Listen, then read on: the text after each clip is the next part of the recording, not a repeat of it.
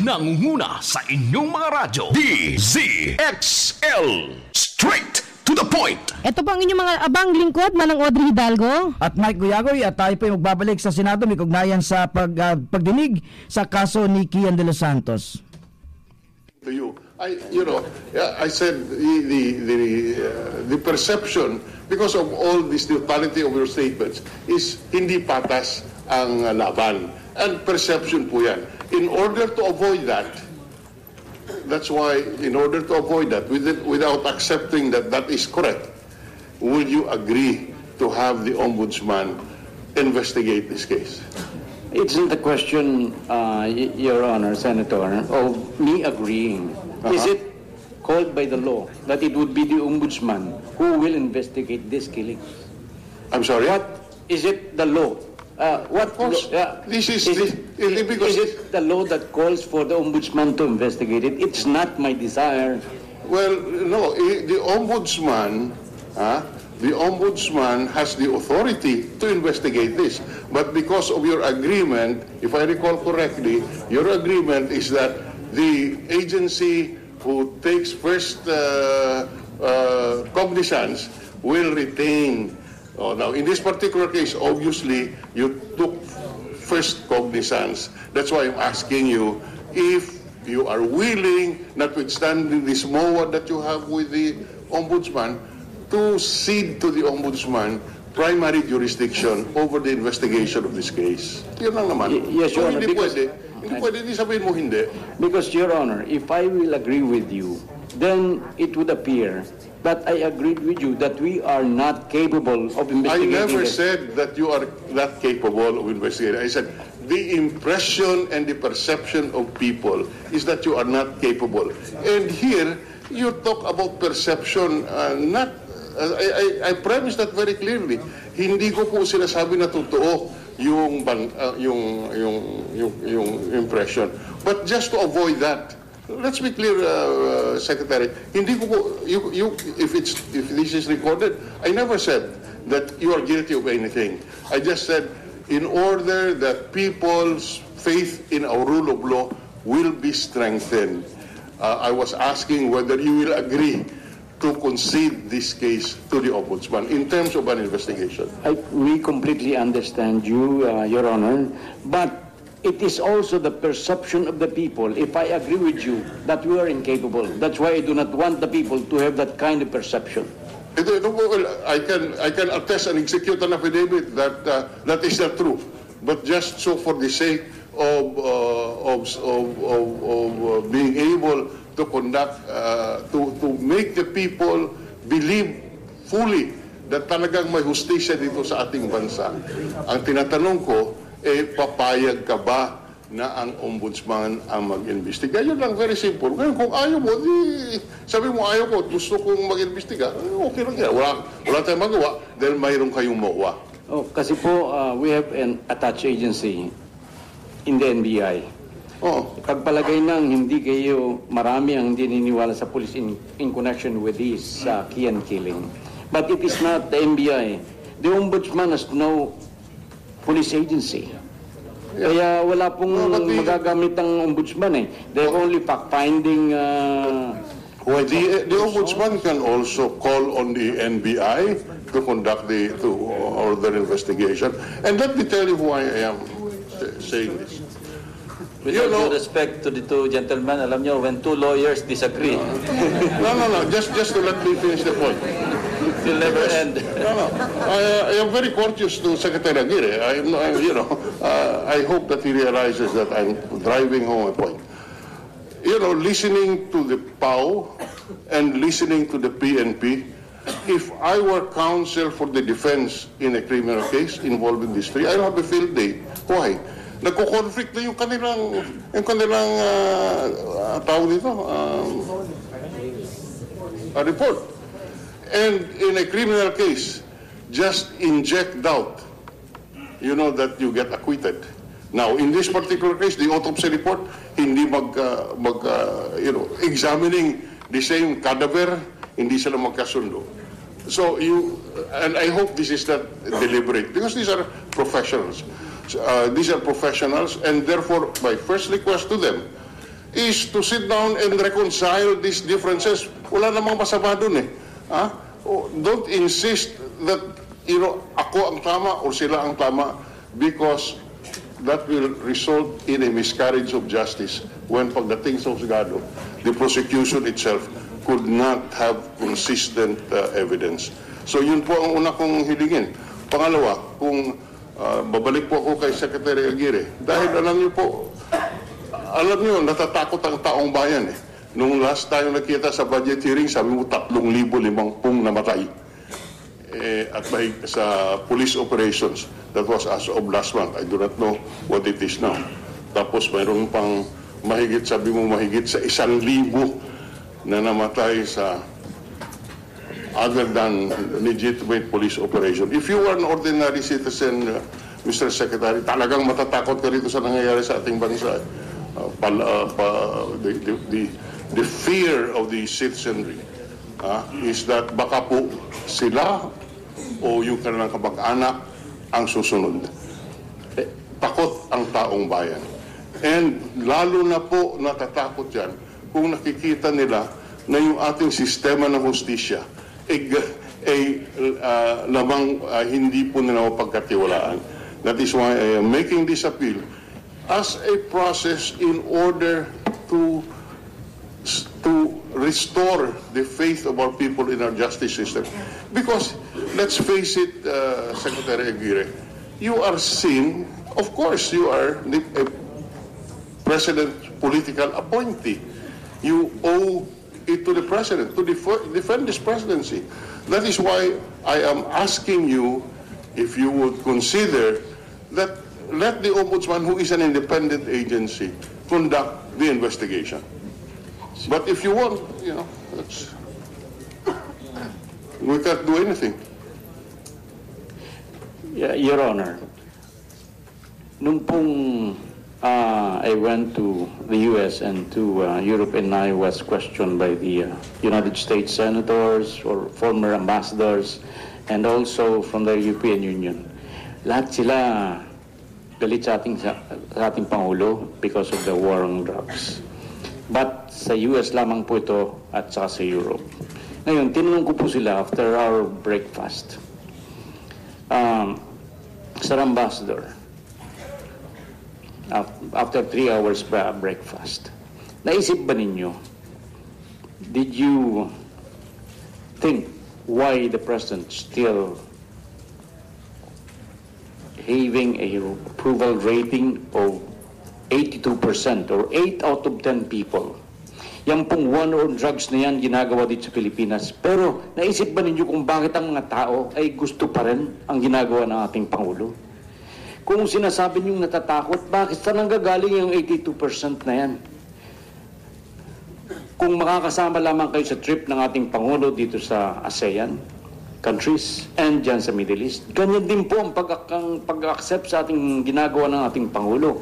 Kaya hindi po natin dapat takutin ng ating mga tao. As a matter of fact, the deaths I presented sa US and Europe ay hindi lang yung 3,050, hindi lang plus yung 1,000. Ang presenta ko po doon, if I remember right, is about 7,000 deaths because of legitimate police operations, and nandyan din yung mga... So tumaas na 7,000 na po? Hindi po, yung actually, talagang mataas, mas mataas pa nung last hearing natin. That's why, this is what I'm going to submit to the committee. Yes. But the fact is, that isip ba ninyo kung bakit gusto pa rin ng tao si Pangulong Duterte? Naisip ba ninyo yan? Kung bakit despite this war on drugs, gusto pa rin ng tao? I want to go back to my question. Just, we are I'm depriving my other colleagues of the time allotted to them. Just give me, I have presented my proposal to you. Are you willing to concede this investigation to the Ombudsman? Nasagot ko na po yan. No. Sa pakiulit lang, hindi pwede. Could I give reasons? Hey, sabi mo, you have been giving reasons. You know, we have been talking to each other for the last half an hour. Can we just have an answer? I will not, because that would put us into padlight. All right. Now, you will not. All right. Now, next question. You know, in a criminal case, the venue is the jurisdiction, is where the case will be prosecuted. In this particular case, it is Caloocan. Hindi po ba? Tama po. Caloocan. And therefore, if a case is filed, it will be filed in Caloocan. Pwede pong Caloocan, pwede rin dito sa amin sa main DOJ. No, case in court. Case in court. Yes. Opo, unless there is a transfer of venue. Unless there is a transfer of venue, the case is in Caloocan. The prosecutor in Caloocan is Prosecutor Cañete. Correct? Hindi po. Sino? He is one of the assistant prosecutors there. Hindi ba city prosecutor siya? Si Prosecutor Cañete, siya yung nag-conduct ng coroner's inquest. Di ba? Siya lang. Pero hindi naman necessary na siya yung mag-handle ng case o siya yung mag-conduct ng preliminary investigation. Hindi po siya nag-handle ng preliminary investigation. No, there is no preliminary investigation yet. Kaya nga po, There is none. nagtataka kami dun sa press release ninyo. Because hindi ba city prosecutor siya? That was the representation? Hindi po, nung nag-release kayo ng statement, wala namang case na napapile pa nun eh. Wait. Kaya imposibleng mag-handle siya ng kaso. Is he the city prosecutor or not? He is only an assistant city prosecutor. First or second? Could we ask Yes. Good afternoon, Senator Drilon. Before I answer, I'd like to just convey my condolences to the family. Condolences, ma'am. And my apologies for I am not evil, ha? Oh, sige. Hindi ako cockroach, ha? Yes, I'd like to also convey my apologies for any misconstrued statements that may have reached you, sir. It is not my intent to create any kind of controversy or ill will. Yeah. I don't want to misrepresent. Let me read your post. Sir, before June 13. I can answer that, sir, if you wish. Yes, sir. But to answer your question, sir, I only went there, sir, as part of my regular duty. I have no knowledge as to the politics of the dead All right. Now, person. Okay. Are you in a position to review the recommendation of a fiscal in Caloocan? No, sir. You are not. My only duty, sir, for this particular case was to check the accuracy of the inventory done by the SOCO, sir, who was present at the crime scene. All right. So you're not, because the reason, Mr. Secretary, why I said disqualify him is because the report was that he was a city prosecutor. And if he was a city prosecutor, and you can check the media report, I was reacting on the basis of the media report.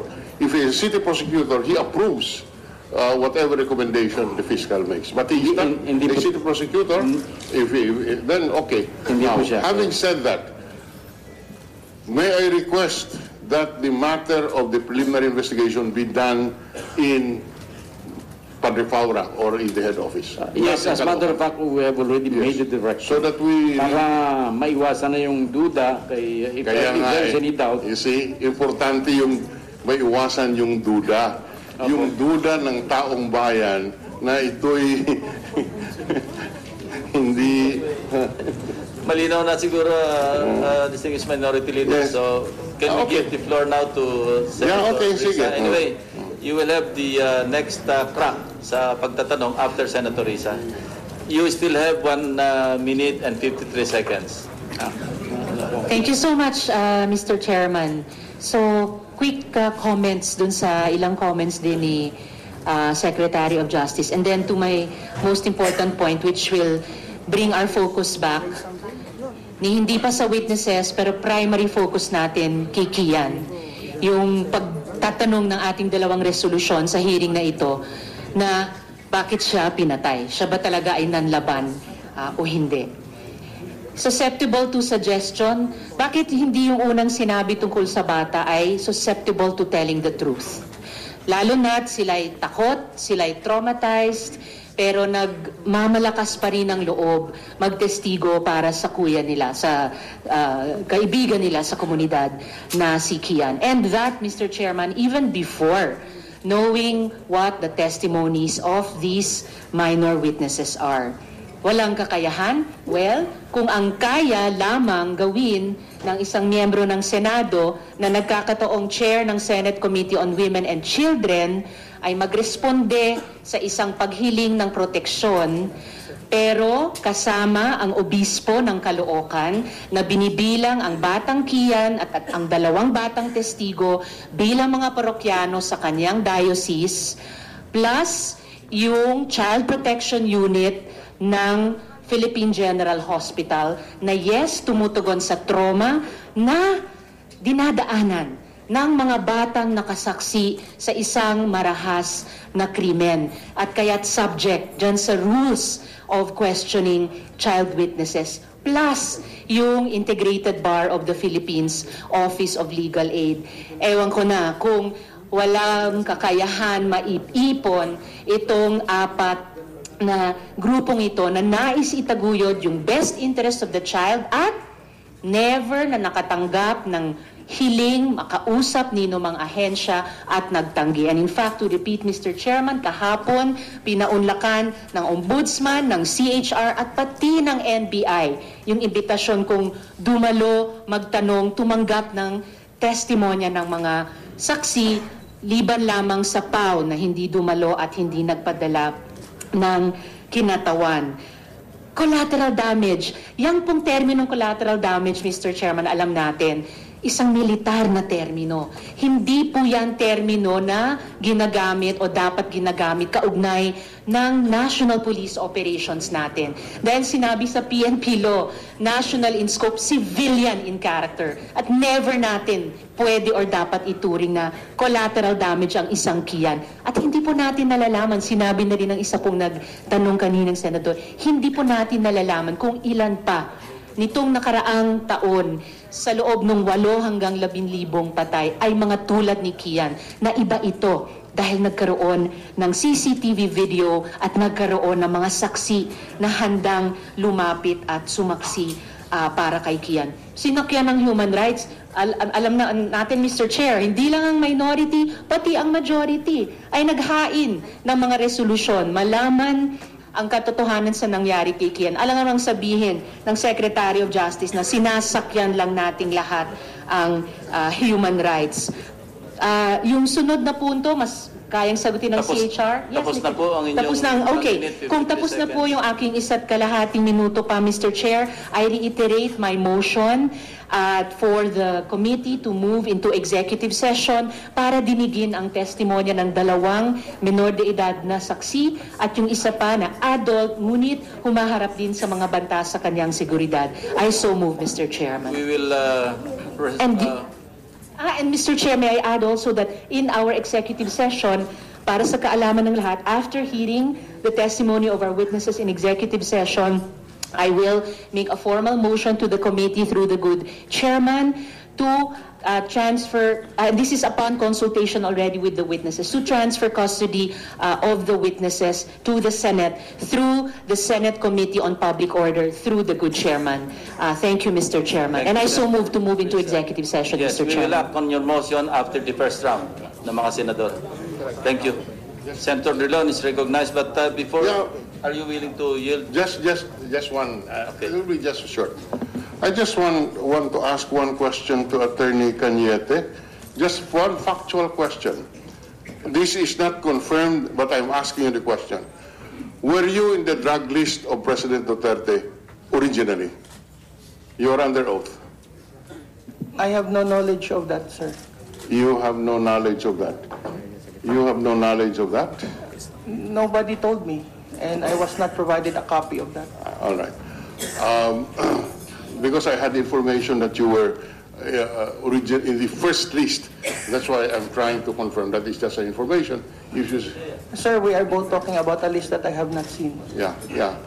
Would Padilla know anything about this? So that we can remove this once and for all from our... Is it true, the rumor is that Cañete was in the drug list, in the first drug list? first, that was the first drug list, Yes. Your Honor. He was. We'll find out, Your Honor. Huh? There's so many Cañetes. Be sure na you're referring to the same Cañete. Yes, Your Honor. We'll look into that, Your Honor. What do you mean you look into that? Was he in the first drug list? We will check, sir. We will check. Can you check now? Can you check now? While, anyway, magpo-propound pa ng questions si Senator Drilon sa iba. So while he's propounding his questions, maybe you can check just to settle the issue. Pwede na Senator pa muna. Hindi, konektado lang ito doon sa concern ng DOJ na nasa kanila yung witness protection para doon sa mga minors. May nagsabi kasi na dating sa witness protection ng DOJ, wala naman talagang kakayanan na alagaan din yung mga minor de edad na ito'y iniintrega rin sa DSWD. Ngayon, kasi meron ba kayong resident talaga na ang kanyang expertise ay para sa mga bata? Yun lamang ang isang manifestation. Meron ba, Secretary? Opo, meron po kami. Meron na kayo ngayon? Kapartner po namin dyan ng IACAT in connection with the rights of women and children. Okay. At saka yung pong security, yan po'y talagang secure yung mga yan. And we have many children, including the 3 children of the Bulacan massacre. Nasa amin po yan, nasa witness protection. Okay, mabuti na alam natin. Pero ang isa pa po ay ganito. Siguro, kaya yung sinasabi na bakit kayo pagdududahan. Ang pulis kasi ganito, ang pulis ay representante ng kinatawan ng gobyerno. Siguro dahil sa kasong ito, na mismo ang pulis na dapat nagpoprotekta sa atin ang napagdududahan. Kaya siguro nagkakaroon ng pag-aalinlangan dahil magkasama kayo sa hanay, tayo. Lahat tayo magkakasama din sa gobyerno.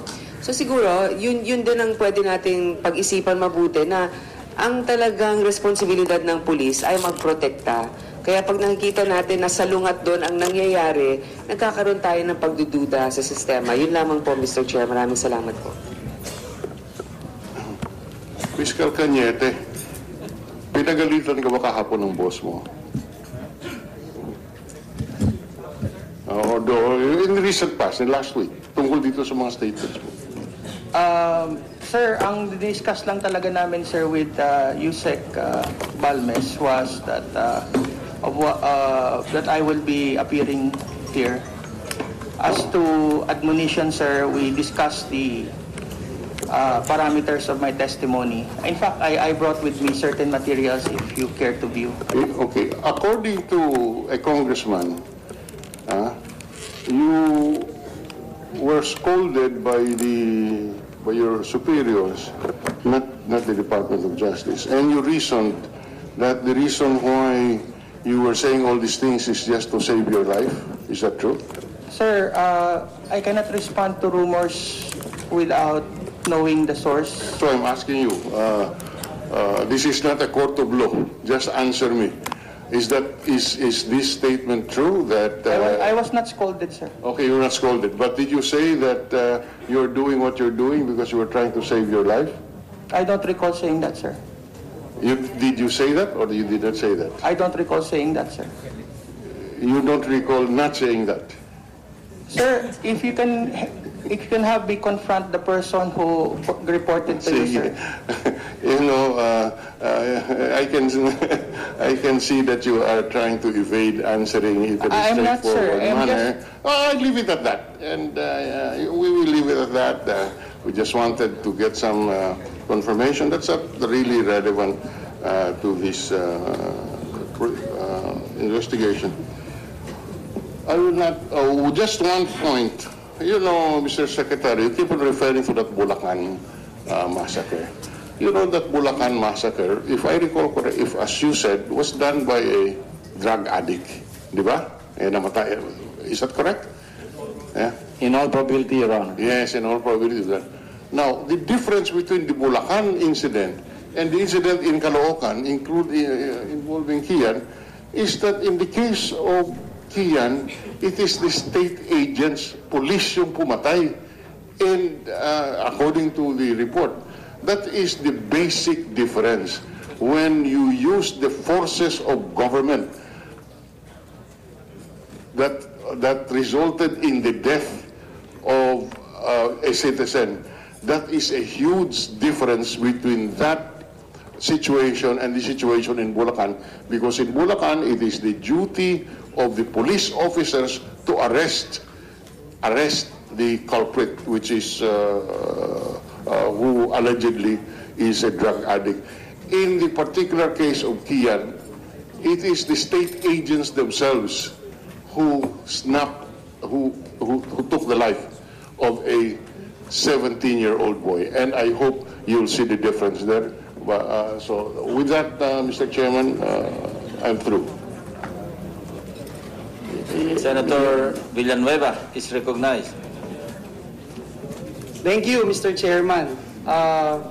Una po sa lahat, gusto kong banggitin yung isang whereas o yung huling whereas nitong ating resolution na mismo ang ating chairperson, si Senator Lacson, Senator Grace po, Senator Zubiri, who are all here today, ay author po. Nakalagay po dito, while government institutions that are tasked with leading the campaign against illegal drugs must be fully empowered to undertake their responsibilities. They should, with equal fervor, be held accountable to the Filipino people in the conduct of this campaign. Just for the record, Mr. President, distinguished colleagues, and our guest here, hindi po tayo against sa PNP. Uulitin po natin, we have been very supportive, hindi lang sa mga budget deliberations, maging sa mga nakaraang pagdinig. Pinakita ho natin na, again, against tayo sa illegal drugs, and we are here to help you. Commendable po yung inyong statement, General Bato, na kayo mismo nagsabi na bukas sa pagpapaimbestiga ng pagkamatay kagaya ng nangyari kay Kian Lloyd. Kaya sana po makiisa tayong lahat at hinihiling po natin ang pakikiisa ng buong PNP dito po sa pagsigurado na nailulugar po ng tama ang ating mga operasyon. Gusto ko rin po sabihin, Mr. Chairman, na dito po sa ating resolution, hindi lang po ito nagpo-focus at alam na alam po ng ating chairperson, Senator Lacson, na hindi po ito nagpo-focus lamang dito sa unnecessary death na nangyari doon sa Caloocan o kay Kian lamang, kung hindi sa pangkalahatan. In fact, doon po sa ating resolution, nakalahad po doon yung mga pangyayari na naganap, lalo na sa ating pong home province doon sa Bulacan. At sana po sa susunod na pagdinig, marinig din po natin kung ano nga po ba yung tunay na nangyari, at gusto nating masiguro na ito po talaga ay legitimate at hindi lang dahil walang CCTV na kagaya nung nangyari kay Kian, sasabihin na po natin na okay na lang yan. Yung mga namatay na lang po dyan, ibilang na natin sa mga statistics.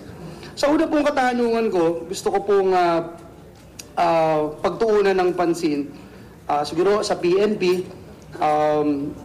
maganda po yung sinabi ni General Bato, hindi po nanggagaling sa kanya yung pong authorization, whether or not to push through or go through with the planned operation. Am I correct, Your Honor? Siguro, ang tanungin na lang po natin, Mr. Chairman, ang ating pong kapulisan doon po sa nangyari sa Caloocan, I think it is, if I'm not mistaken, si Chief Inspector Cirillo. Am I correct? Siya po yung on top of these things. Am I correct po ba, Mr. Chair?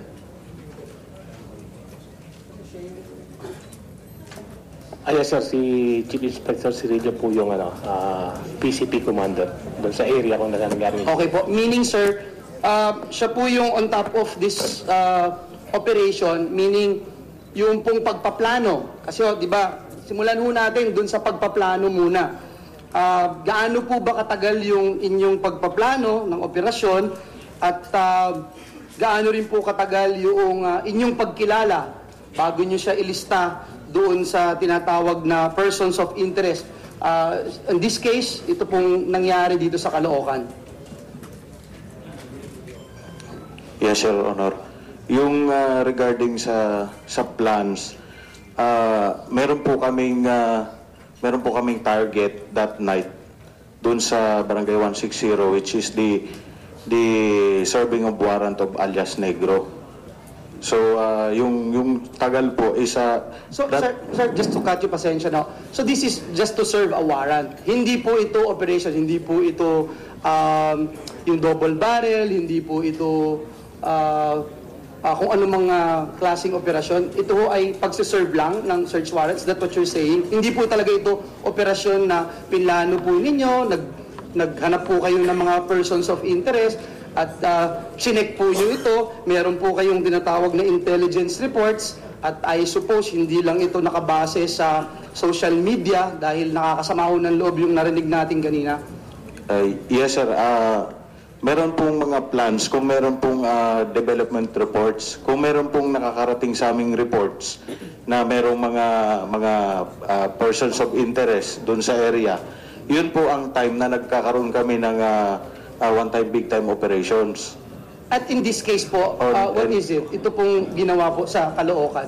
Actually, sir, that is a regular operations conducted by our PCP, weekly Oplan Galugad in relation to one-time, big-time operation, sir. Okay po, it's a regular operation. So balikan po natin. Pagpaplano pa lang po, alam po natin, pag merong ganitong operasyon, alam natin, at the back of our heads, alam natin na meron pong posibilidad na magkaputukan, magkapatayan. Am I correct? Yes, sir. Yes, so, yes, Your Honor. So ito po, binabanggit natin kanina, itong gathering of intelligence reports. Gaano ho ito katagal? Paano nyo ito bine-verify? At kailan po yung masasabi nyong may green signal na to go and push through with this operation? Well, sir, it's based on our intelligence officer. Nagbe-base din yung intelligence officer namin dun sa Barangay Intelligence Network, which is in line dun sa intel gathering namin. So that's the right time to go in a green light, sir, to pursue with the operation. Pag na-confirm nyo na po itong lahat? Yes, sir. Yes. Yes, sir. And at the same time, alam nyo po yung at least gaano karami yung inyong tinatarget. At gaya ng binanggit natin kanina, na-anticipate nyo na maaaring magkaputukan, maaaring may mga mamatay, at may maaari din na madamay. Am I correct? Yes, sir. Sir, ano yung nature ulit?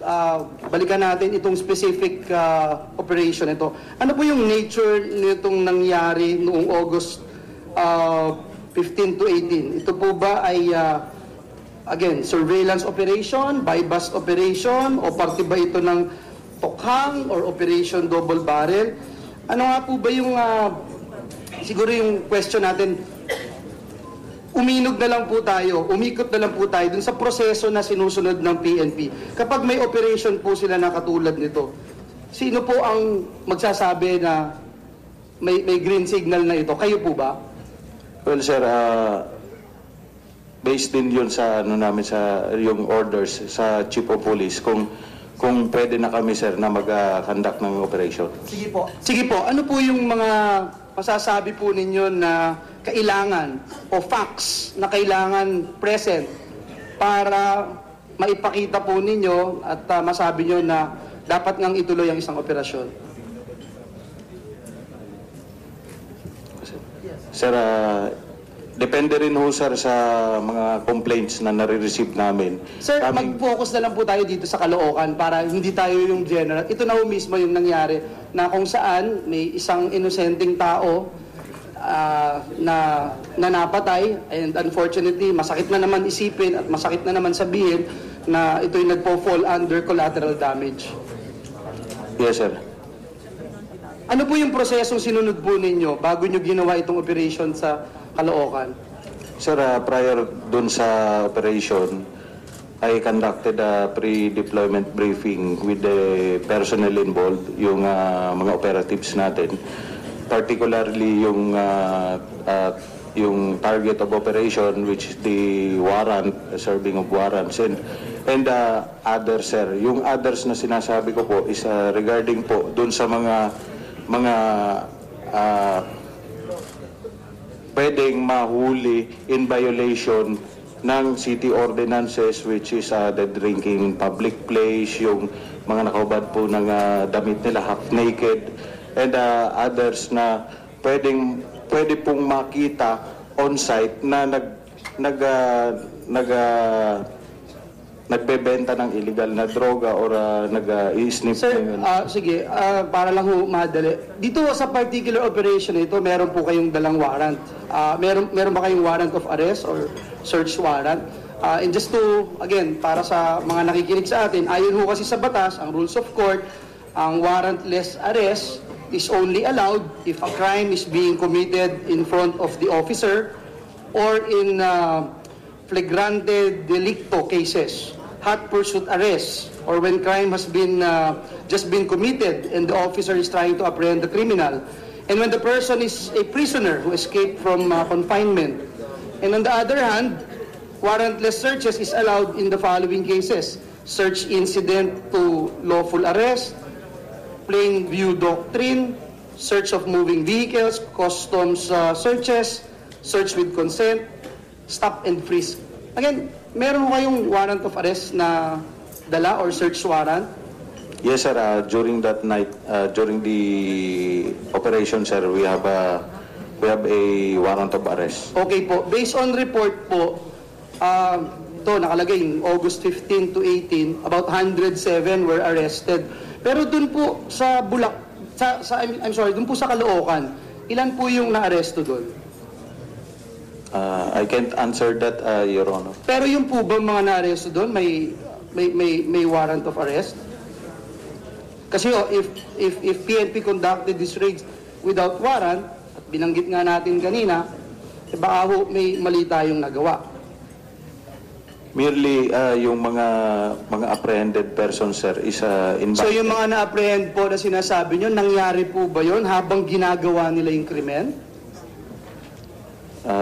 Yung iba, sir, merely in. Yung iba hindi po nila ginagawa yung krimen? Mr. Chairman, I think gusto ko lang i-point out yun. No? I'll go to my next point. Mapunta po tayo dito sa nangyari kay Kian de los Santos. Nung makita po nung mga pulis si Kian, siguro kung pwede yung sumagot din sila PO1 na naririto.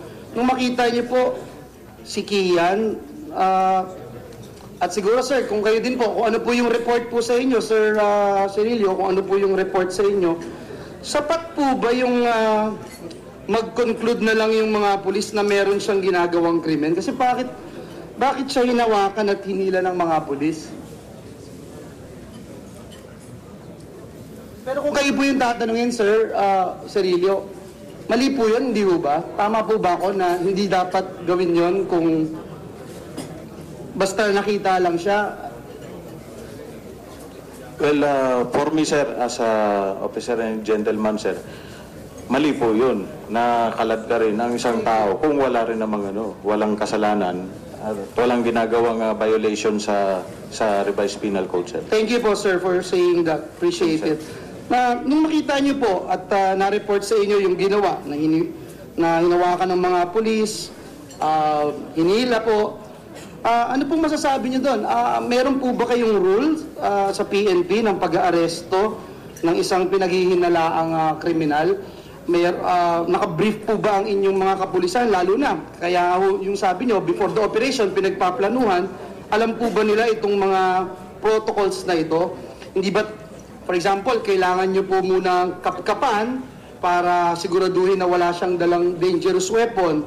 Tapos, paano po ba yung nangyari o paano po ipinarating sa inyo sa report na gano'n no? Hawak-hawak, tapos nakapkapan, I suppose, bago mo dalhin, bago mo hilahin, nakapkapan na, tapos ang sinasabi po ngayon, nakatakbo at umano'y ginamit ang baril na ito laban sa mga pulis.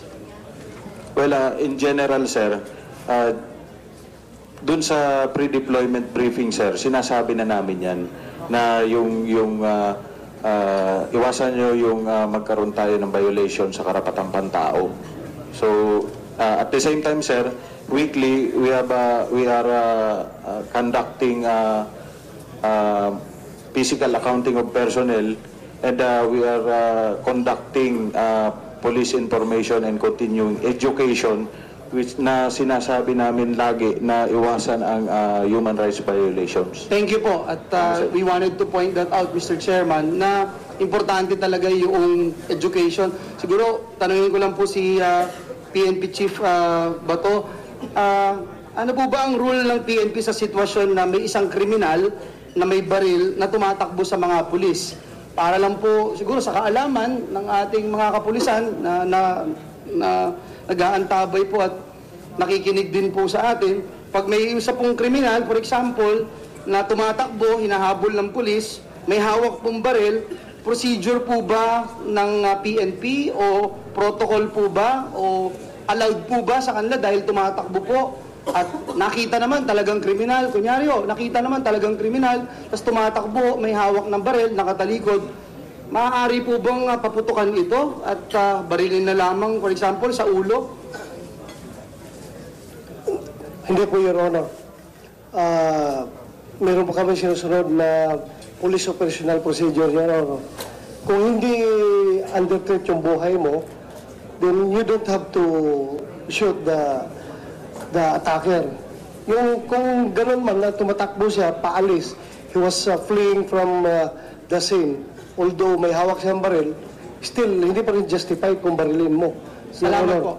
Kung hindi. Pero kung tumatakbo siya, fleeing from the crime scene, pero yung baril niya nakatutok sa'yo, pag tumatakbo, binabaril ka, then pwede siguro ma-justify yung pagbaril mo sa kanya. Pero kung hindi, there's no reason, Your Honor. Thank you very much, PNP Chief, for clarifying that at sana narinig ng ating buong kapulisan ito pong sinabi ninyo. Senator Joel, meron kayong 30 seconds, but you may extend for another minute. Thank you, Mr. Chairman. Mr. Chairman, kapag may isang police operation po ba, isa pang tatanong ko po, ano po ba yung kailangang suot ng mga pulis? Okay lang po ba talaga na hindi sila naka-uniforme? Kagaya po kasi ito po yung katanungan ng isang kagaya ko na wala ho akong background sa police work at alam ni Mr. Chairman, madalas nagtatanong po ako sa kanya sa mga ganitong uring katanungan. Kasi tanong ng taong bayan, yung dun sa nangyari sa Caloocan, talaga bang allowed na kahit hindi naka-uniforme, ano yung suot nila? Yung suot po ba ng mga pulis na, for example, itong nangyari sa Caloocan, yung nang-raid sa Caloocan, ay PNP sanction dress code po ba yun? Ano ho ba ang protocol?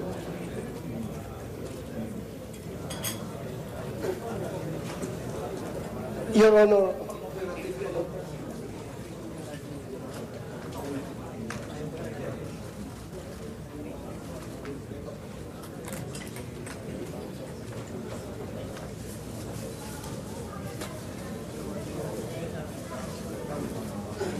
Dzxl Special Coverage.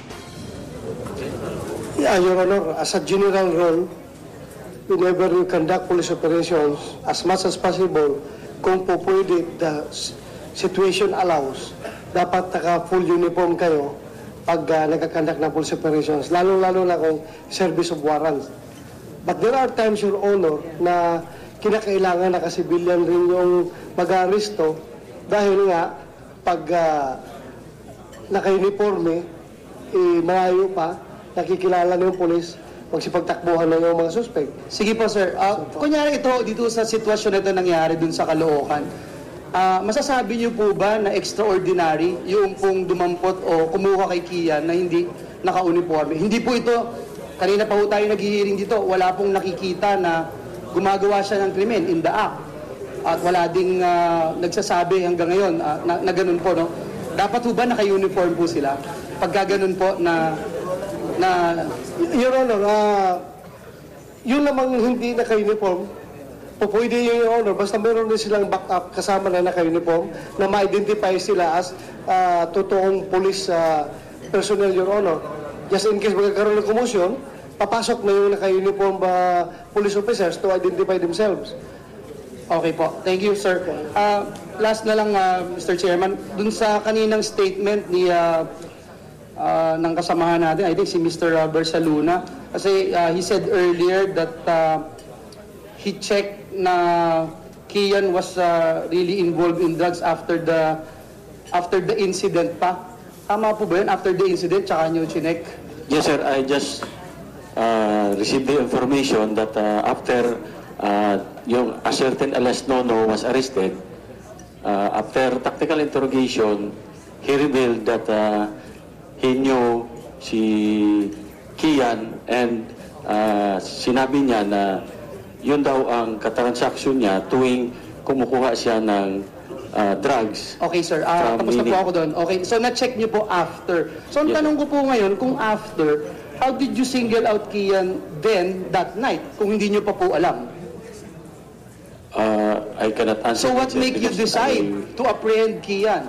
I was not the person who arrested or na. Is there anyone here who can answer that question, sir? In your point of view, meron po ba dito na po pwedeng sumagot? I think the three, sir? Sir, sige ho, mag-wind up na po ako, no? Kasi sir, kanina nung binanggit po ninyo na